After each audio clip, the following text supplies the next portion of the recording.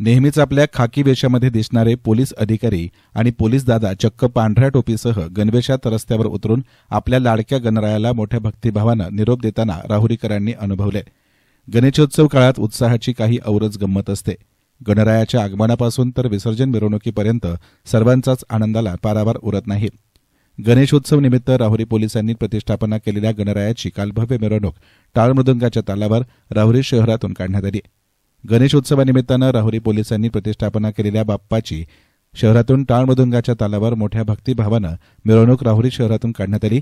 या निमित्तानं राहुरी पोलीस ठाण्याचे पोलीस निरीक्षक संजय ठेंगे यांनी जनतेला दिलेल्या डीजेमुक्त संकल्पना असा संदेश या मिरवणुकीतून राहुरी शहरवासियांना दिला असल्याचं दिसून आलं। गणेशोत्सवानिमित्त राहुरी पोलीस स्टेशन शेजारी श्री दत्त मंदिर परिसरामध्ये महाप्रसादाचं आयोजन करण्यात आलं होतं।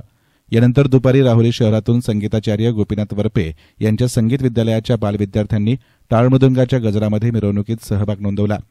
श्री गणरायाच्या या मिरवणुकीच्या वेळी चक्क पोलीस निरीक्षक संजय ठेंगे यांच्यासह उपस्थित सर्व पोलीस दादांनी पांढरा शुभ्र वेश परिधान केला होता। राहुरी शहरात या मिरवणुकीचे विशेष असे आकर्षण बनले होते। डीजे मुक्त मिरवणूक कशी असावी याचं हे मूर्तिमंत उदाहरण असल्याचं शहरवासियांकडून व्यक्त केलं गेलं।